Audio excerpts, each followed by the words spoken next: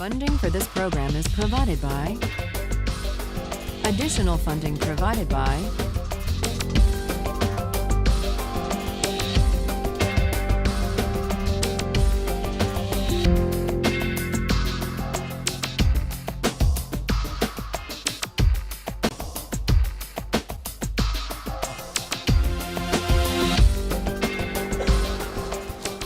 Now we turn to the hardest philosopher we're going to read in this course. Today we turn to Immanuel Kant, who offers a different account of why we have a categorical duty to respect the dignity of persons and not to use people as means merely, even for good ends. Kant excelled at the University of Königsberg at the age of 16. At the age of 31, he got his first job as an unsalaried lecturer paid on commission based on the number of students who showed up at his lectures. This is a sensible system that Harvard would do well to consider.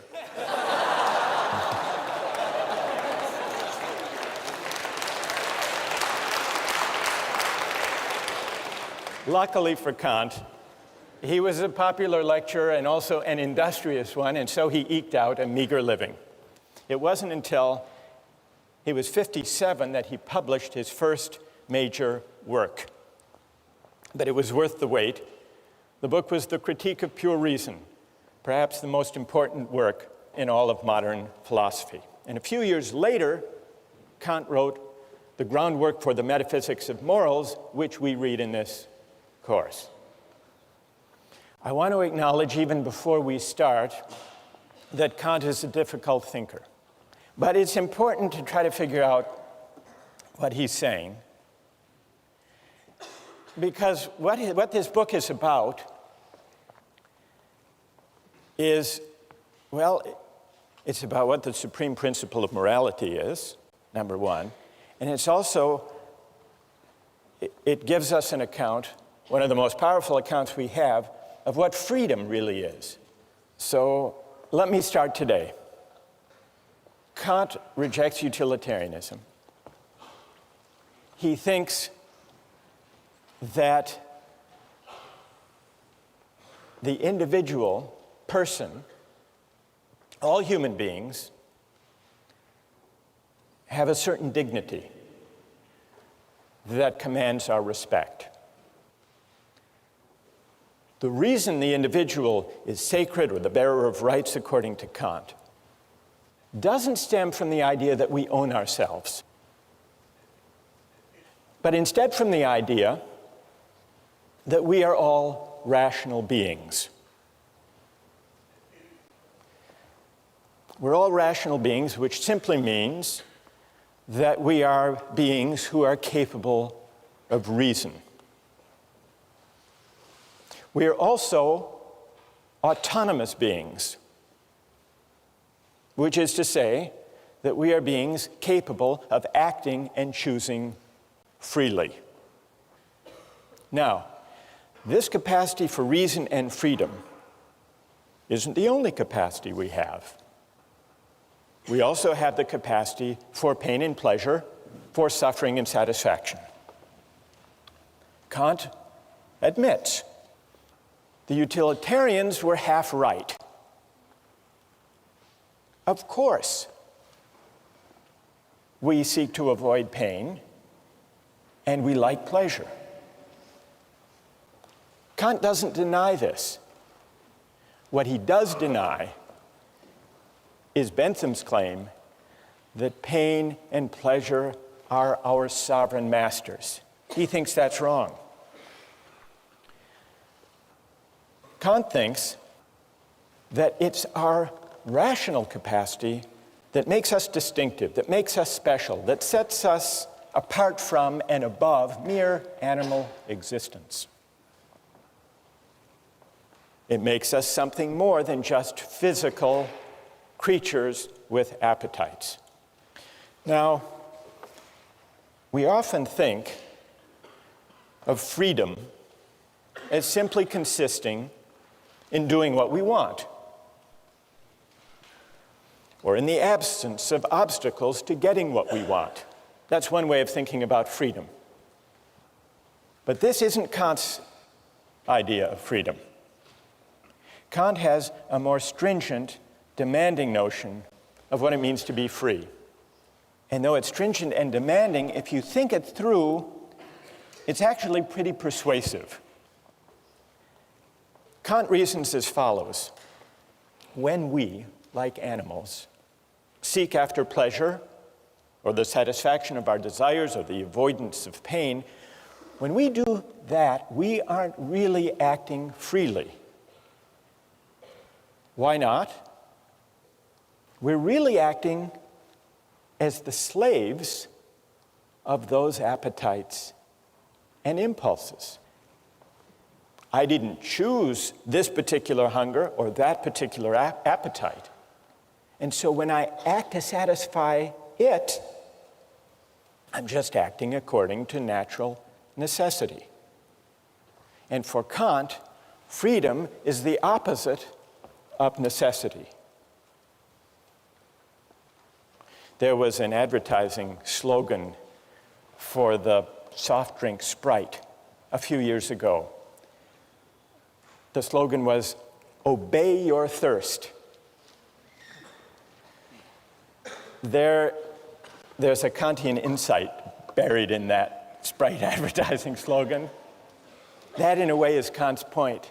When you go for Sprite or Pepsi, you might think that you're choosing freely, Sprite versus Pepsi, but you're actually obeying something, a thirst, or maybe a desire manufactured or massaged by advertising.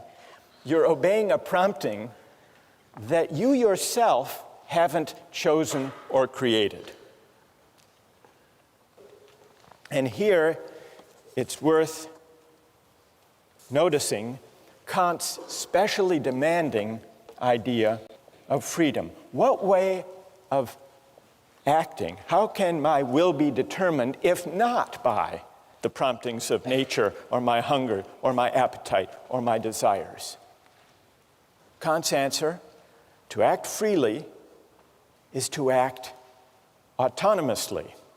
And to act autonomously is to act according to a law that I give myself, not according to the physical laws of nature or to the laws of cause and effect, which include my desire to eat or to drink or to choose this food in a restaurant over that. Now, what is the opposite? What is the opposite of autonomy?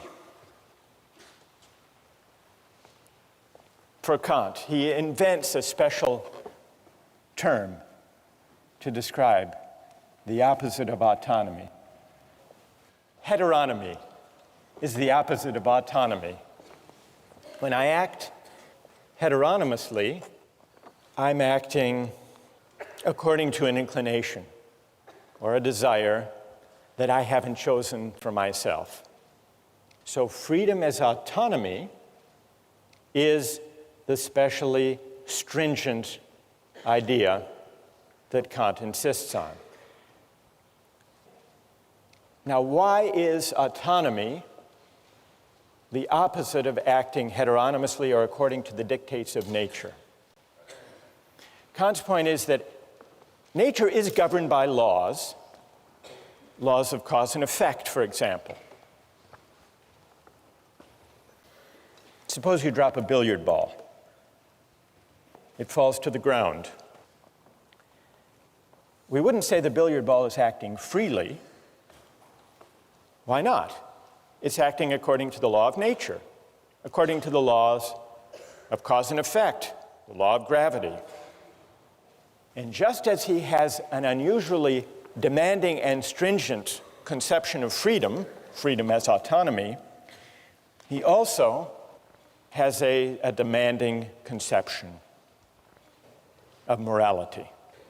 To act freely is not to choose the best means to a given end. It's to choose the end itself for its own sake. And that's something that human beings can do and that billiard balls can't. Insofar as we act on inclination or pursue pleasure, we act as means to the realization of ends given outside us. We are instruments rather than authors of the purposes we pursue. That's the heteronymous determination of the will. On the other hand, insofar as we act autonomously, according to a law we give ourselves, we do something for its own sake, as an end in itself. When we act autonomously, we cease to be instruments to purposes given outside us. We become, or we can come to think of ourselves, as ends in ourselves. This capacity to act freely, Kant tells us, is what gives human life its special dignity. Respecting human dignity means regarding persons not just as means, but also as ends in themselves. And this is why it's wrong to use people for the sake of other people's well-being or happiness. This is the real reason, Kant says, that utilitarianism goes wrong. This is the reason it's important to respect the dignity of persons and to uphold their rights. So even if there are cases, remember John Stuart Mill said, well, in the long run, if we uphold justice and respect the dignity of persons, we will maximize human happiness. What would Kant's answer be to that? What would his answer be? Even if that were true, even if the calculus worked out that way, even if you shouldn't throw the Christians to the lions because in the long run, fear will spread, the overall utility will decline. The utilitarian would be upholding justice and rights and respect for persons for the wrong reason, for a purely contingent reason, for an instrumental reason. It would still be using people, even where the calculus works out for the best in the long run, it would still be using people as means rather than respecting them as ends in themselves. So, that's Kant's idea of freedom as autonomy, and you can begin to see how it's connected to his idea of morality. But we still have to answer one more question. What gives an act its moral worth in the first place? If it can't be directed at utility or satisfying wants and desires, what gives an action its moral worth? This leads us from Kant's demanding idea of freedom to his demanding idea of morality. What does Kant say? What makes an action morally worthy consists not in the consequences or in the results that flow from it. What makes an action morally worthy has to do with the motive, with the quality of the will, with the intention for which the act is done. What matters is the motive, and the motive must be of a certain kind. So, the moral worth of an action depends on the motive for which it's done, and the important thing is that the person do the right thing for the right reason. A good will isn't good because of what it affects or accomplishes, Kant writes. It's good in itself. Even if by its utmost effort the good will accomplishes nothing, it would still shine like a jewel for its own sake, as something which has its full value in itself. And so for any action to be morally good, it's not enough that it should conform to the moral law. It must also be done for the sake of the moral law. The idea is that the motive confers the moral worth on an action. And the only kind of motive that can confer moral worth on an action is the motive of duty. Well, what's the opposite of doing something out of a sense of duty because it's right? Well, for Kant, the opposite would be all of those motives having to do with our inclinations. And inclinations refer to all of our desires, all of our contingently given wants, preferences, impulses, and the like. Only actions done for the sake of the moral law, for the sake of duty, only these actions have moral worth. Now, I want to see what you think about this idea, but first let's consider a few examples. Kant begins with an example of a shopkeeper.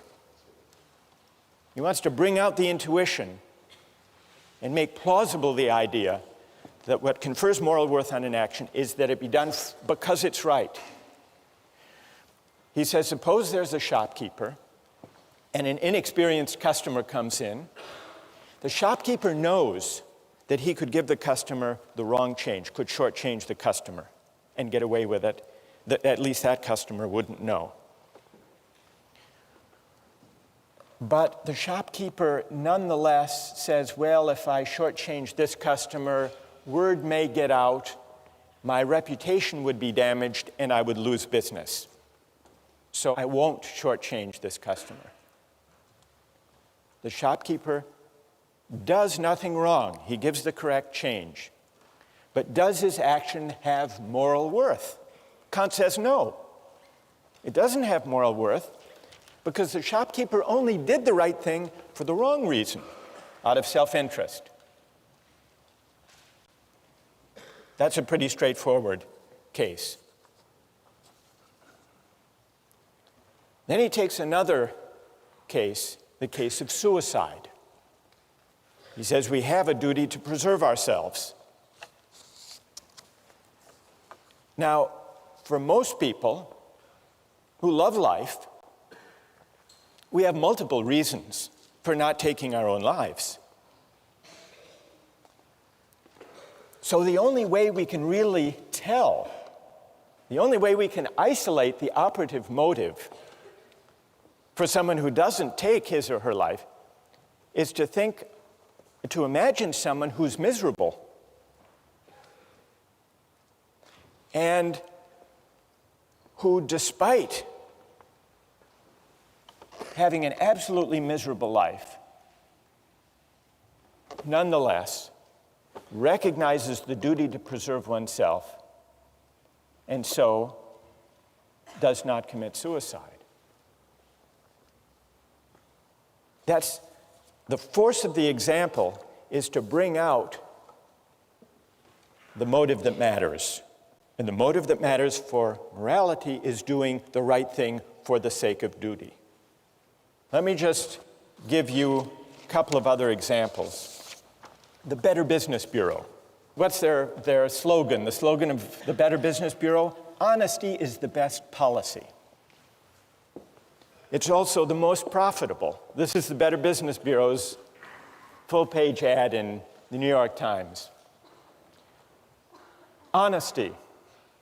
It's as important as any other asset because a business that deals in truth, openness, and fair value cannot help but do well. Come join us and profit from it. What would Kant say about the moral worth of the honest dealings of members of the Better Business Bureau? What would he say? That here's a perfect example that if this is the reason that these companies deal honestly with their customers, their action lacks moral worth. This is Kant's point. Or a couple of years ago at the University of Maryland, there was a problem with cheating. And so they initiated an honor system. And they created a program with local merchants that if you signed the honor pledge, a pledge not to cheat, you would get discounts of 10 to 25% at local shops. Well, what would you think of someone motivated to uphold an honor code with the hope of discounts? It's the same as Kant's shopkeeper. The point is, what matters is the quality of the will, the character of the motive, and the relevant motive to morality can only be the motive of duty, not the motive of inclination. And when I act out of duty, when I resist as my motive for acting inclinations or self-interest, even sympathy and altruism, only then am I acting freely. Only then am I acting autonomously. Only then is my will not determined or governed by external considerations. That's the link between Kant's idea of freedom and of morality. Now, I want to pause here to see if all of this is clear, or if you have some questions or puzzles. They can be questions of clarification, or they can be challenges, if you want to challenge this idea that only the motive of duty confers moral worth on the action. What do you think? Yes? Yeah, I actually have two questions of clarification. The first is, there seems to be an aspect of this that makes it sort of self-defeating, in that once you're conscious of what morality is, you can sort of alter your motive to achieve that end of morality. And secondly, give me an example of what you have in mind. The shopkeeper example, if he decides that he wants to give the person the money to do the right thing, and he decides that's his motive to do so because he wants to be moral, then isn't that sort of defeating isn't that sort of defeating the purity of his action? If morality is determined by his motive, his motive is then to act morally. So you're imagining a case not of the purely selfish calculating shopkeeper, but of one who says, well, he may consider shortchanging the customer, but then he says, not, well, my reputation might suffer if word gets out, but instead he says, actually, I would like to be the kind of honest person who gives the right change to customers simply because it's the right thing to do. Or simply because I want to be moral. Because I want to be moral. I want to be a good person. And so I'm going to conform all of my actions to what morality requires.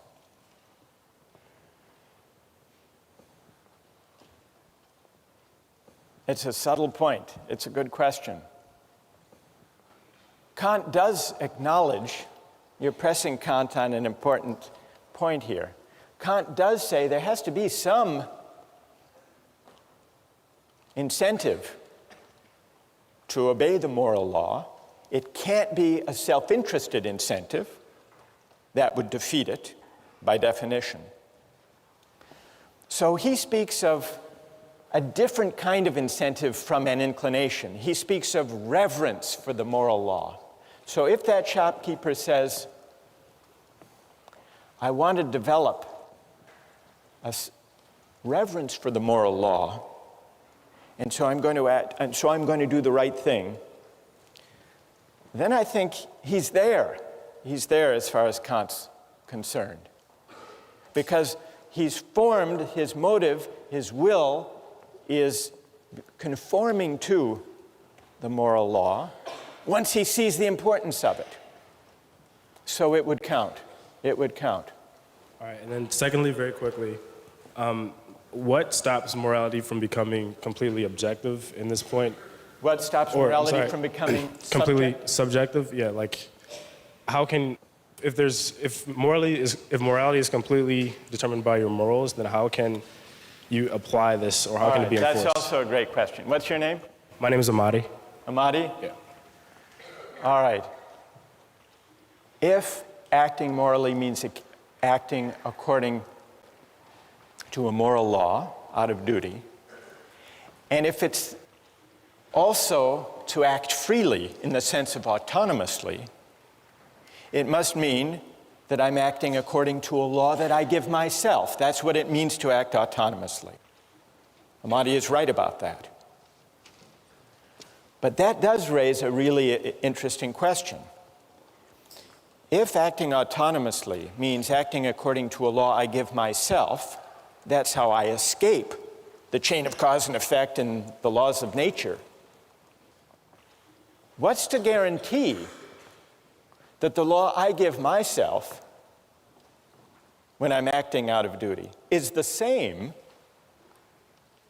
as the law that Amati is giving himself, and that each of you gives yourselves? Well, here's the question. How many moral laws, from Kant's point of view, are there in this room? Are there 1,000 or is there one? He thinks there's one, which in a way does go back to this question, all right, what is the moral law? What does it tell us? So what guarantees? It sounds like it, to act autonomously is to act according to one's conscience, according to a law one gives oneself. But what guarantees that if we all exercise our reason, we will come up with one and the same moral law? That's what Amati wants to know. Here's Kant's answer. The reason that leads us to the law we give ourselves as autonomous beings is a reason, it's a kind of practical reason that we share as human beings. It's not idiosyncratic. The reason we need to respect the dignity of persons is that we're all rational beings. We all have the capacity for reason, and it's the exercise of that capacity for reason which exists undifferentiated in all of us that makes us worthy of dignity, all of us, and since it's the same capacity for reason, unqualified by particular autobiographies and life circumstances. It's the same universal capacity for reason that delivers the moral law. It turns out that to act autonomously is to act according to a law we give ourselves, exercising our reason, but it's the reason we share with everyone as rational beings, not the particular reasons we have given our upbringings, our particular values, our particular interests. It's pure practical reason in Kant's terms, which legislates a priori, regardless of any particular contingent or empirical ends. Well, what moral law would that kind of reason deliver? What is its content? To answer that question, you have to read the groundwork, and we'll continue with that question next time.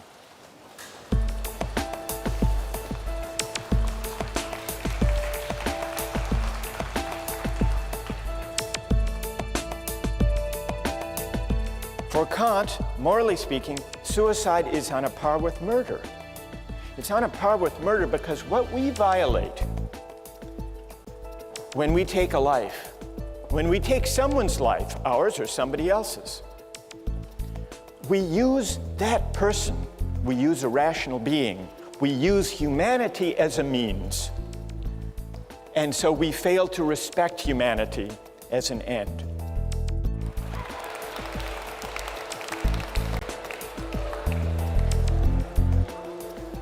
Today we turn back to Kant. Before we do, remember, this is the week by the end of which all of you will basically get Kant, figure out what he's up to. You're laughing. No, it will happen.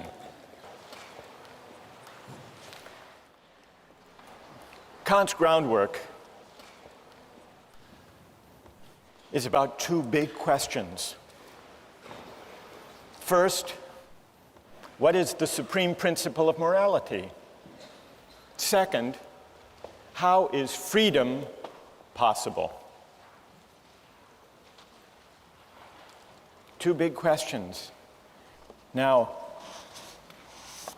one way of making your way through this dense philosophical book is to bear in mind a set of oppositions or contrasts or dualisms that are related.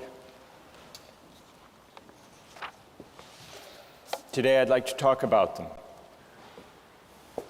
Today we're going to answer the question, what, according to Kant, is the supreme principle of morality? And in answering that question, in working our way up to Kant's answer to that question, it will help to bear in mind three contrasts or dualisms that Kant sets out. The first, you remember, had to do with the motive according to which we act. And according to Kant, only one kind of motive is consistent with morality: the motive of duty, doing the right thing for the right reason. What other kind of motives are there? Kant sums them up in the category of inclination. Every time the motive for what we do is to satisfy a desire or a preference that we may have, to pursue some interest, we're acting out of inclination.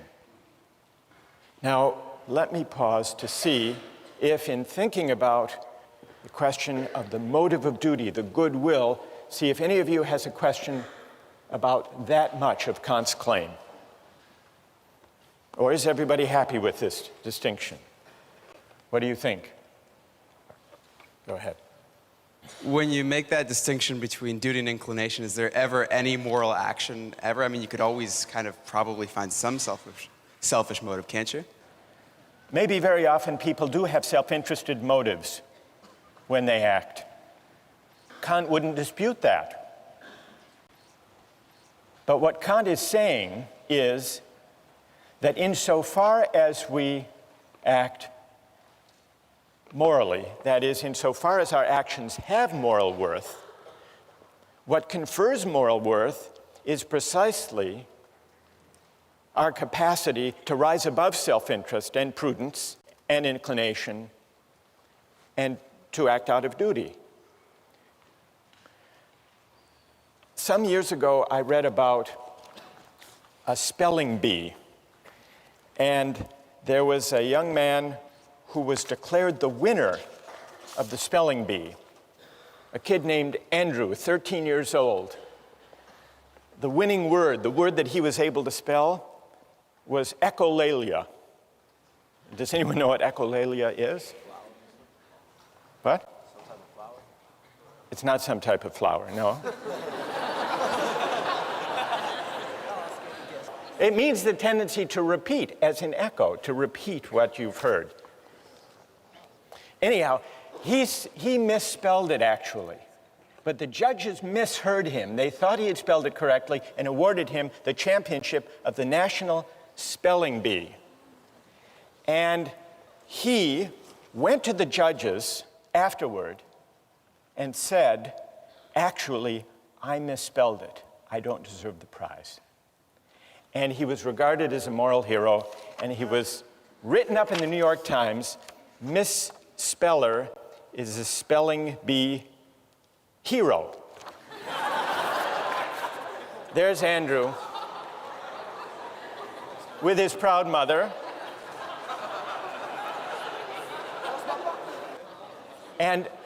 But when he was interviewed afterwards, listen to this, when he was interviewed afterwards, he said, quote, "The judges said I had a lot of integrity."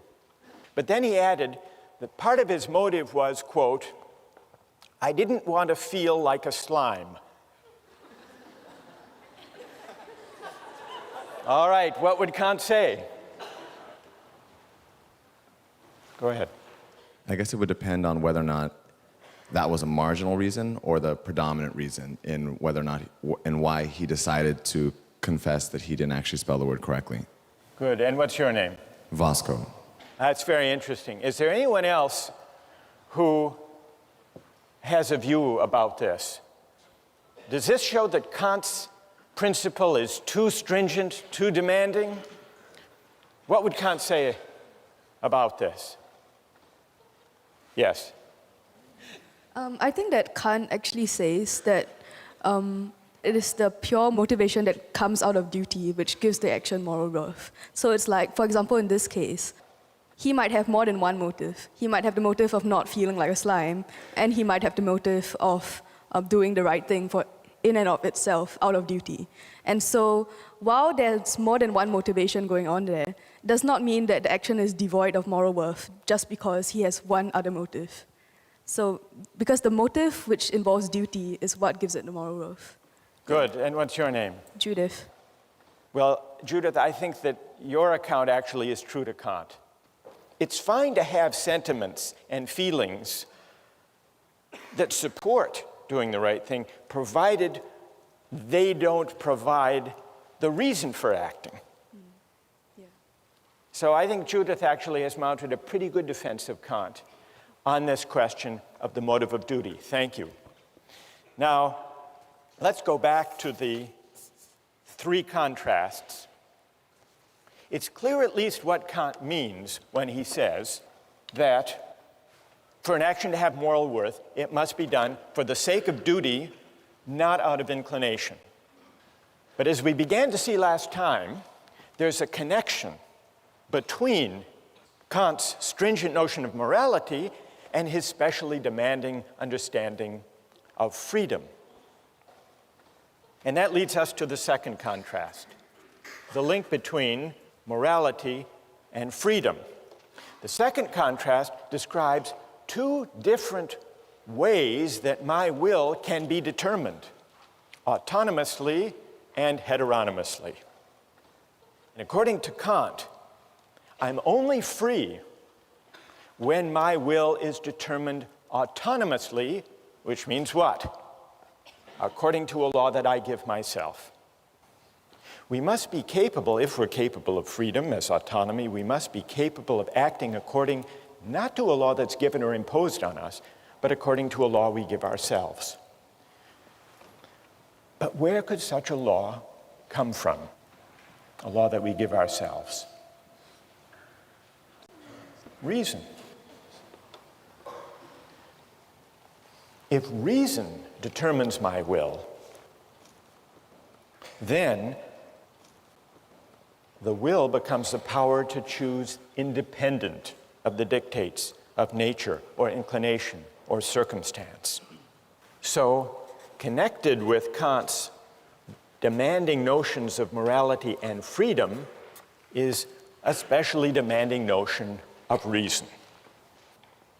Well, how can reason determine the will? There are two ways, and this leads to the third contrast. Kant says there are two different commands of reason. And a command of reason, Kant calls an imperative. An imperative is simply an ought. One kind of imperative, perhaps the most familiar kind, is a hypothetical imperative. Hypothetical imperatives use instrumental reason. If you want X, then do Y. It's means-ends reasoning.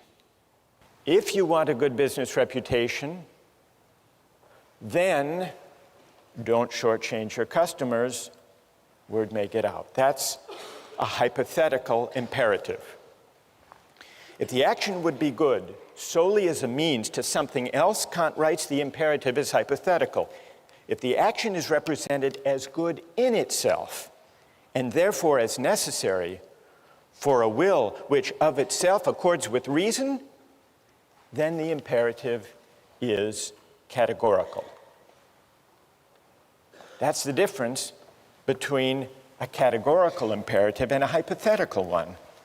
A categorical imperative commands categorically, which just means without reference to or dependence on any further purpose. And so you see the connection among these three parallel contrasts. To be free in the sense of autonomous, requires that I act not out of a hypothetical imperative, but out of a categorical imperative. And so you see, by these three contrasts, Kant reasons his way, brings us up to his derivation of the categorical imperative. Well, this leaves us one big question. What is the categorical imperative? What is the supreme principle of morality? What does it command of us? Kant gives three versions, three formulations of the categorical imperative. I want to mention two and then see what you think of them.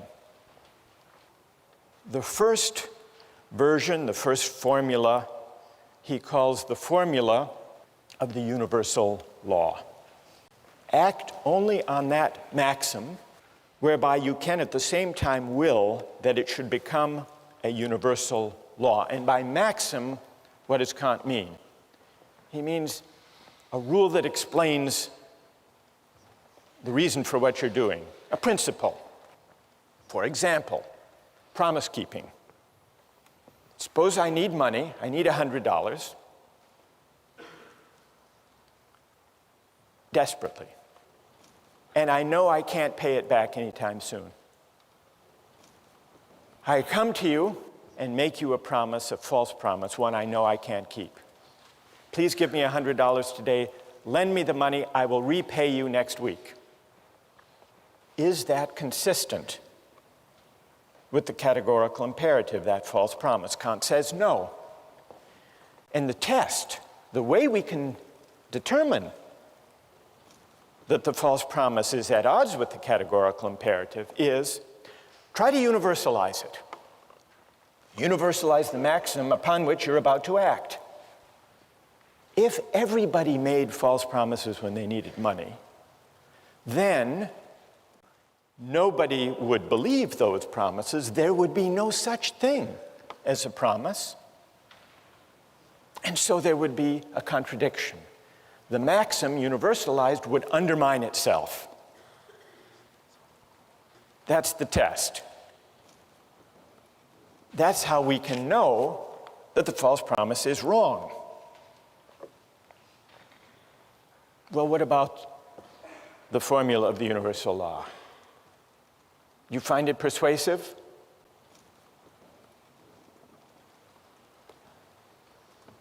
What do you think? Go ahead.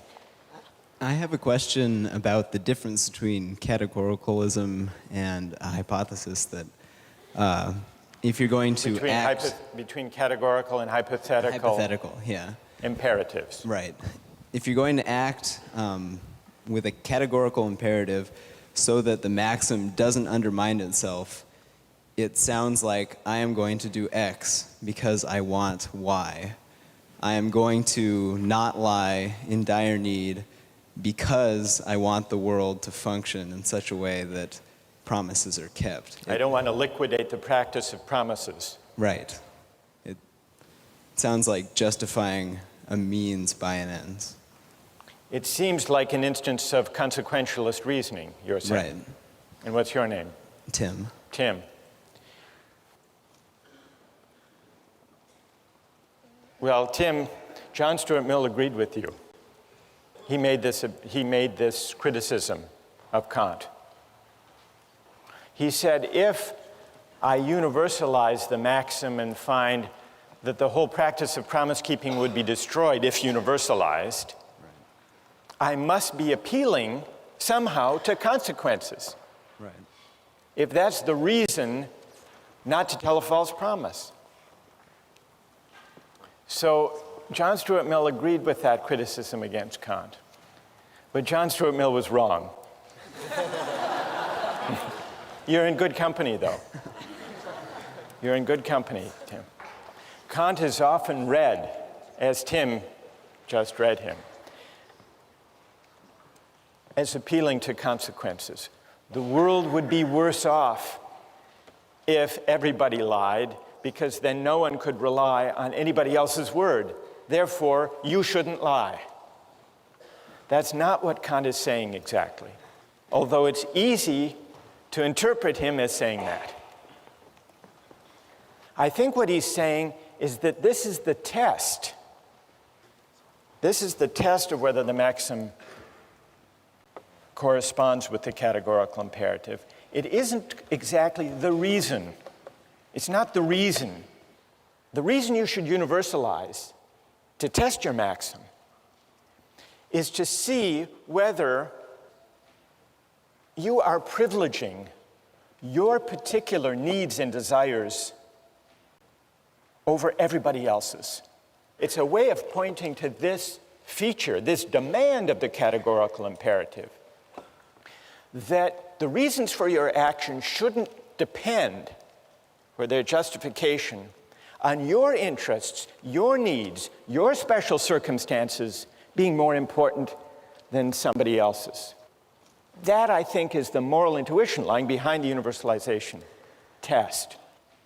So let me spell out Kant's second version of the categorical imperative, perhaps in a way that's more intuitively accessible than the formula of universal law. It's the formula of humanity as an end. Kant introduces the second version of the categorical imperative with the following line of argument. We can't base the categorical imperative on any particular interests, purposes, or ends, because then it would be only relative to the person whose ends they were. But suppose there were something whose existence has in itself an absolute value, an end in itself, then in it, and in it alone, would there be the ground of a possible categorical imperative. Well, what is there that we can think of as having its end in itself? Kant's answer is this. I say that man, and in general every rational being, exists as an end in himself, not merely as a means for arbitrary use by this or that will. And here Kant distinguishes between persons on the one hand and things on the other. Rational beings are persons. They don't just have a relative value for us, but if anything has, they have an absolute value, an intrinsic value. That is, rational beings have dignity. They're worthy of reverence and respect. This line of reasoning leads Kant to the second formulation of the categorical imperative, which is this. Act in such a way that you always treat humanity, whether in your own person or in the person of any other, never simply as a means, but always at the same time as an end. So that's the formula of humanity as an end. The idea that human beings, as rational beings, are ends in themselves, not open to use, merely as a means. When I make a false promise to you, I'm using you as a means to my ends, to my desire for the $100. And so I'm failing to respect you. I'm failing to respect your dignity. I'm manipulating you. Now consider the example of the duty against suicide. Murder and suicide are at odds with the categorical imperative. Why? If I murder someone, I'm taking their life for some purpose, either because I'm a hired killer or I'm in the throes of some great anger or passion. Well, I have some interest, some purpose that's particular, for the sake of which I'm using them as a means. Murder violates the categorical imperative. For Kant, morally speaking, suicide is on a par with murder. It's on a par with murder because what we violate when we take a life, when we take someone's life, ours or somebody else's, we use that person, we use a rational being, we use humanity as a means. And so we fail to respect humanity as an end. And that capacity for reason, that humanity that commands respect, that is the ground of dignity, that humanity, that capacity for reason, resides undifferentiated in all of us. And so I violate that dignity in my own person if I commit suicide, and in murder if I take somebody else's life. From a moral point of view, they're the same. And the reason they're the same has to do with the universal character and ground of the moral law. The reason that we have to respect the dignity of other people has not to do with anything in particular about them. And so respect, Kantian respect, is unlike love in this way. It's unlike sympathy. It's unlike solidarity or fellow feeling or altruism. Because love and those other particular virtues or reasons for caring about other people have to do with who they are in particular. But respect for Kant, respect is respect for humanity, which is universal, for a rational capacity which is universal. And that's why violating it, in my own case, is as objectionable as violating it in the case of any other. Questions or objections?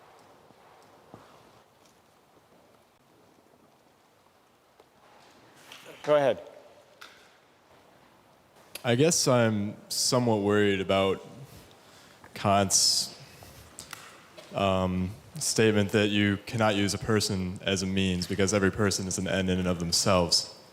Because it seems that every day, in order to get something accomplished for that day, I must use myself as a means to some end. And I must use the people around me as a means to some end as well. For instance, suppose that I want to do well in a class, and I have to write a paper. I have to use myself as a means to write the paper. Suppose I want to buy something, food. I must go to the store and use the person working behind the counter as a means for me to purchase my food. Right. That's true. You do. What's your name? Patrick. Patrick, you're not doing anything wrong. You're not violating the categorical imperative when you use other people as means. That's not objectionable, provided when we deal with other people for the sake of advancing our projects and purposes and interests, which we all do, provided we treat them in a way that is consistent with respect for their dignity. And what it means to respect them is given by the categorical imperative. Are you persuaded? Do you think that Kant has given a compelling account, a persuasive account of the supreme principle of morality? Reread the groundwork, and we'll try to answer that question next time.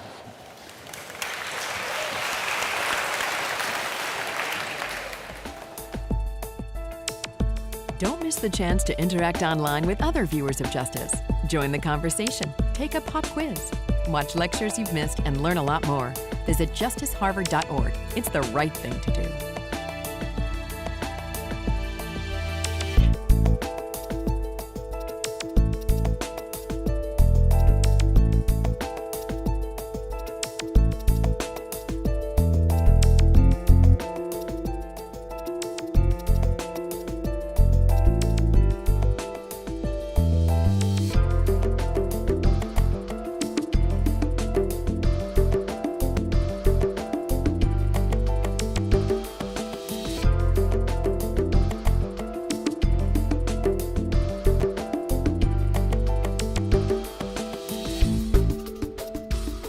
Funding for this program is provided by... Additional funding provided by